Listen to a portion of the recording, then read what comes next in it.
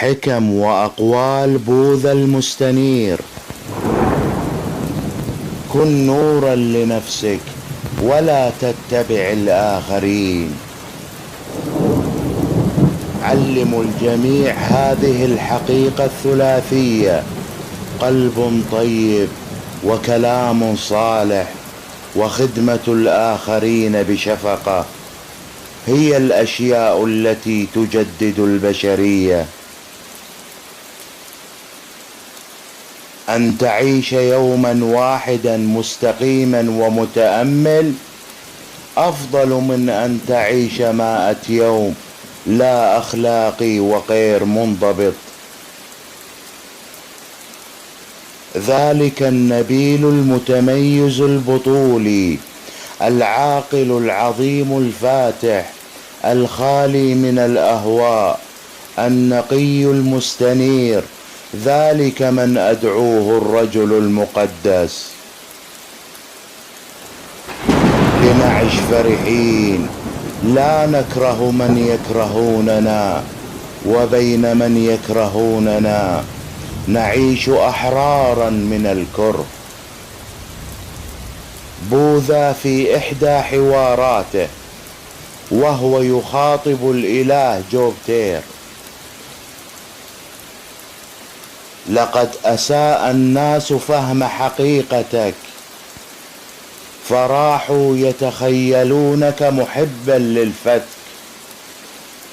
فقد زيف زبانية الضلال الكهنة الحقيقة، وابتدعوا أمورا شوهت حقيقتك، وادعوا أنك مجرم سفاح تهوى تعذيب الكائنات. صراحة إنني لا أخاف جحيمك المزعوم ولا أرقب في جنتك، وكل ما أتمناه أن نعثر على الحقيقة ونسترد حريتنا لنصبح آلهة الحياة وآلهة الوجود. إن مهمتنا في هذا الوجود هي البحث عن الحقيقة. عليكم أن تبحثوا عن الحقيقة، لا أن تعبدوا أولئك الذين اكتشفوها. العقل يسبق حالات الكمال وهو عمادها، فهي جميعا مفعمة بالعقل. وإذا شخص ما تحدث أو تصرف بعقل نقي فإن السعادة ستتبعه كظله الذي لا يفارقه. الحكمة ترتفع من التأمل، بدون التأمل الحكمة تتناقص. بعد معرفة هذين الطريقين التقدم والهبوط دع الرجل يرشد نفسه فحكمته قد تزيد. الأحمق الذي يدرك حماقته بذلك يصبح حكيما، لكن المغفل الذي يخدع نفسه بأنه ذكي هو حقا أحمق. أسوأ عدو للأحمق هو نفسه بنفسه هذه، يرتكب أعمال التي يحصد منها نتائج كثيرة من الألم والمرارة في المستقبل.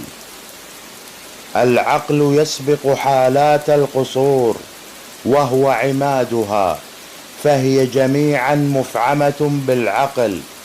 وإذا تحدث شخص ما أو تصرف بعقل دنس فإن المعاناة ستلاحقه كما تلاحق عجلات العربة حوافر الثور. المرء ولي نفسه، المرء ملجأ نفسه، لذا يجب على المرء أن يتحكم بنفسه كما التاجر يتحكم بفرسه النبيل. لو أنت في طريقك ولم تلتقي بشخص متساوي أو أفضل منك، عندها أكمل طريقك بحزم وحدك. ليس هناك علاقة مع الحمقى. عند سماع الدروس الحكيم يصبح صافي بشكل مثالي، مثل عمق البحيرة صافي وساكن. عندما ندمر ما حولنا فإننا ندمر أنفسنا، وعندما نخدع الآخرين فإننا نخدع أنفسنا. مثل زهرة جميلة مليئة بالألوان ولكن بدون عبير، كذلك غير مثمرة الكلمات الطيبة للمرء الذي يقولها ولا يعمل بها. مثل زهرة جميلة مليئة بالألوان وأيضا مفعمة بالعبير، كذلك مثمرة الكلمات الطيبة للمرء الذي يقولها ويعمل بها. الصحة هي أعظم هبة، القناعة هي أعظم ثروة، الإخلاص هو أفضل علاقة. مثل الأم التي تخاطر بحياتها لحماية طفلها، ليراعي كل إنسان جميع الكائنات الحية بقلب مقمور بالرحمة والشفقة. أنت تخلق واقعك فأحسن خلقك. إن سر صحة العقل والجسد يكمن في ألا تبكي على الماضي، وألا تقلق على المستقبل، وألا تتوقع المصائب، وإنما أن تعيش اللحظة الحالية بحكمة وبتعقل للأمور. العالم أعمى وقلة من يبصرون. مثل قلعة حدودية محروسة جيدا من الداخل والخارج، عليك أن تحرس نفسك. لا تقلد أحدا، لأن التقليد والتبعية يولدان العناء. نحن نتشكل بأفكارنا، نحن نصبح ما نفكر به. عندما يكون العقل نقيا الفرحة تتبعك مثل الظل الذي لا يقادرك إطلاقا. ابحث عن الحقيقة ولا تبالي بطول المسالك، فكلما رمت أفقا وجدت آفاقا. كل الأجوبة تأتي من الباطن، إنما تزول الكراهية بالحب. يأتي السلام من الداخل فلا تبحث عنه في الخارج. الحكمة هي عصارة عقول الحكماء، والشك هو نقطة الانطلاق في رحلة البحث عن الحقيقة. ما نحن عليه هو نتائج ما كنا نفكر به. العقل هو كل شيء، وما نفكر به سنصبح عليه. ثلاثة أمور لا يمكن أن يتم إخفاؤها: الشمس، القمر، الحقيقة. أولئك الذين لا يفكرون باستياء يجدون السلام. الفكرة التي يتم تطبيقها أفضل من كل الأفكار المجردة غير المطبقة. حتى الموت لا يخيف من يعيش حياته بحكمة. وظيفتك أن تكتشف وظيفتك ثم تعطيها كل قلبك في العمل. لا يعتبر الكلب كلبا جيدا لأنه يجيد النباح، وكذلك الإنسان لا يعتبر إنسانا جيدا لأنه يجيد الكلام. لن تعاقب بسبب غضبك، بل غضبك هو العقاب. إنه فكر الإنسان الذي يقوده إلى الشر، وليس أعداؤه أو أصدقاؤه. إن المرء لا يقاس بضخامة جسمه بل بنضج عقله. مهما كان عدد الآيات المقدسة التي تقرأها والتي تعظ بها، ما قيمتها إن كنت أنت لا تعمل بها؟ لا تبقى تعيد الماضي وتكرره، ولا تحلم بالمستقبل، بل ركز على الحاضر. لا توقف الكراهية الكراهية، بل يوقفها الحب فقط. هذه هي القاعدة الخالدة. العقل مصدر السعادة والتعاسة.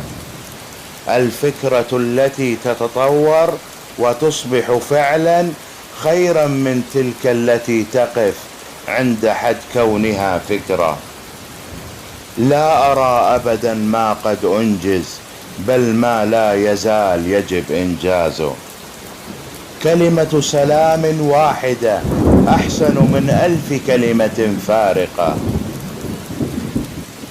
لا تصدق شيئا مقروءا كان أو مسموعا، حتى وإن كنت أنا القائل.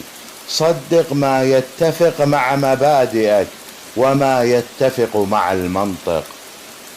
لا تبالغ في ذكر محاسن ما لديك، ولا تحسد الآخرين على ما لديهم، فالحسودين يفقدون راحة البال. الإنسان قد يخطئ مرتين في طريقه إلى الحقيقة: الأول ألا يكمل الطريق، والثاني ألا يبدأ المسير. اعمل لخلاصك، لا تعتمد على الآخرين. كل البشر يعانون، بعضهم يعاني قليلا وبعضهم يعاني كثيرا. أن تسيطر على نفسك مهمة أصعب من أن تسيطر على الآخرين. ينبغي الانتصار على الغضب بالنية الحسنة، وعلى الخبث بطيبة القلب، وعلى الأنانية بالإحسان. ذلك الذي يؤذي المسالمين أو يجرح الأبرياء فإنه لسوف يخيب، سوف يفشل 10 مرات. لا تنطق بكلمات قاسية، لأنها ستعود عليك. الكلمات الغاضبة تؤذي، وهذا سيعود عليك. سيطر على كلماتك، سيطر على أفكارك، ولا تدع جسدك يؤذى. اتبع هذه الطرق الثلاث للنقاء، ولسوف تجد نفسك على صراط واحد، صراط الحكمة. عندما تصبح راقبا بإعطاء جارك البقيض، تكون قد تحررت من عدائك للبشرية. إن الأحمق الذي يعرف أنه أحمق لهو أكثر حكمة.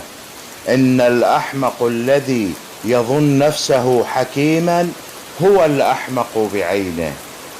رجل ينكر الحقيقة، وآخر ينكر أفعاله، كلاهما يسيران في الظلام.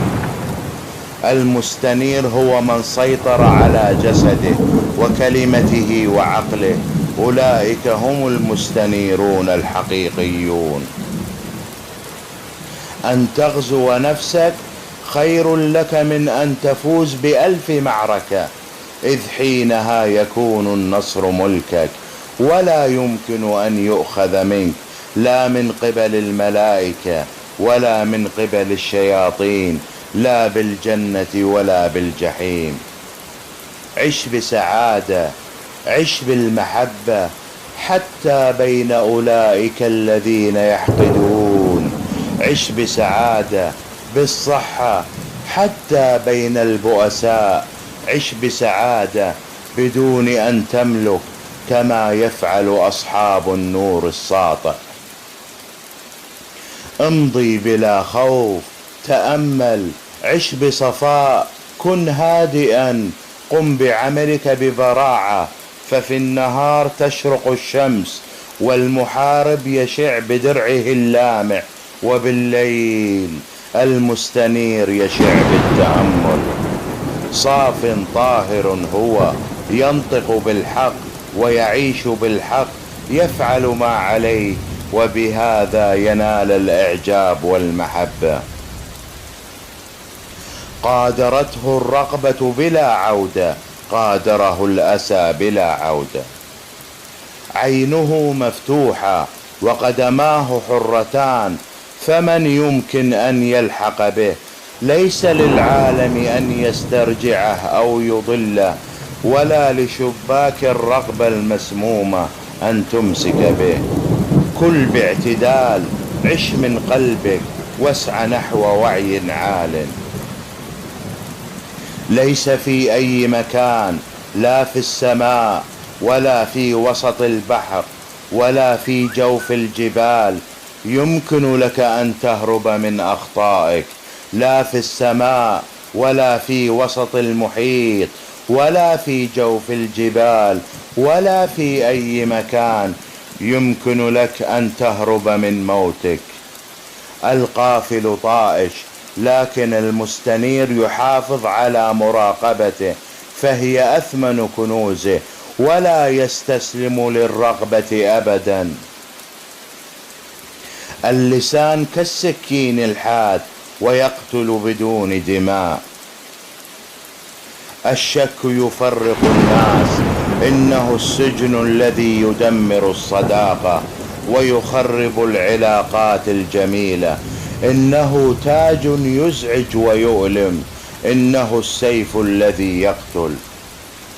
اشفق على الجميع، الغني والفقير، فالكل يعانون بشكل أو بثان.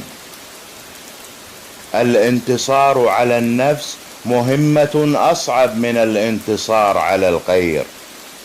يجب أن يكون هناك شر حتى يستطيع الخير إثبات صفائه وسموه عليه. على الإنسان أن يتقلب على غضبه بالشفقة، وأن يزيل الشر بالخير. اقهروا البغض بالحب، انتصروا على الشر بالخير. اهزموا البخل بالكرم، اقهروا الكذب بالحقيقة. التمسك بالغضب هو كالإمساك بجمرة مشتعلة بنية رميها على شخص آخر، في النهاية أنت من سيحترق. انطق بالحق ولا تستسلم للغضب. بالتأمل تكسب الحكمة، بقلة التأمل تضيع الحكمة. إن أخطأت اليوم فلا تخطئ ثانية في الغد. لا تفرح بالخطأ، فمن المؤلم تراكم أخطائك. لنعش فرحين مع أننا لا نملك شيئا. أعط الكثير حتى لو طلب منك القليل. المرء الذي أسميه طاهرا هو من لا يؤذي أحدا، ضعيفا كان أم قويا. هو من لا يقتل أبدا ولا يتسبب في موت. تخلص من الغضب، اترك التكبر، كن أسمى من علائق الدنيا. ارفع نفسك بنفسك، اختبر نفسك بنفسك، هكذا ستعيش فرحا. لا تكن شارد الذهن، راقب أفكارك، خلص نفسك من سبيل الضلالة، ليعش المرء في الحب. مثل البحيرة العميقة صافية وساكنة يكون الحكماء بعد أن يصغوا إلى الحقيقة. لا خوف على من وعى. لو أن رحمتك لا تطبقها على نفسك فهي ناقصة. المتسامح بين غير المتسامحين، المسالم بين العنيفين، المكتفي بين الطامعين، هو الذي أسميه المرء المقدس. كن ساكن مثل وسط المحيط، كن هادئ وحر من الوهم. لا تقتل، لا تسرق، ولا تقش، لا تؤذي أي مخلوق. كن رحيما، كن خيرا. اعبد حجرا لو شئت، لكن لا ترميني به. النقطة الأكثر أهمية أن تتقبل نفسك. كن شاكرا لما أعطي إليك مهما كان قليل. كن صاف، وإياك أن تكون ثرثارا. لا يهم سوء الماضي، بإمكانك دائما البدء من جديد. إن التعاليم إنما هي أشبه بزورق صنع لتجتازوا عليه، لا لكي تلتصقوا به. كما تجمع النحلة الرحيق وتمضي من دون أن تؤذي الزهرة لونا وأريجا، هكذا دعوا الحكيم يقيم في قريته. للسير في متاهة الحياة الإنسانية يحتاج المرء إلى نور الحكمة وهدي الفضيلة. الكهنة والشيوخ وزعماء الدين بمختلف تسمياتهم هم أعداء الحقيقة، وسلاحهم الوحيد هو اتهام الباحثين عن الحرية بالزندقة. إن الجبناء يقولون إن الحياة تافهة مليئة بالآلام، فدعونا نهرب منها إلى الأحلام التي ابتدعوها لأنفسهم عن الحياة الثانية الخالدة. إن الحرية أنواع، وأولها التحرر من الأباطيل والأكاذيب البالية، وأوسطها أن تصبح مقادير أنفسنا بأيدينا، وآخرها أن نكون الإله نفسه. في المعابد بأنواعها تزرع بذور الكذب والرياء، وفيها تسقى شجرة العبودية لتنمو وتزدهر. لندرك الحقيقة يجب أن نترفع عن مسارح الحياة التافهة التي تجرفنا بتياراتها السخيفة. ابحث في كل مكان إلا الوديان التي يعيش فيها سواد البشر وتوافه الناس، من لهم خبث الثعلب وقباء الحمار وبلادة الدب ودهاء الحية. لا أعرف شيئا عن سر الإله، لكني أعرف أشياء عن بؤس الإنسان. عندما نطوف بين الناس سندرك تباين أفكارهم وآرائهم وعاداتهم، وسندرك أن الخير والشر نسبيان، والقيم الأخلاقية ليست ثابتة، فما يحلله قوم يحرمه قوم آخرون. وسندرك سذاجة عقيدتهم وعقليتهم، وستسفه تعليماتهم ووصاياهم التي ابتدعوها لأنفسهم وادعوا أنها من وحي السماء،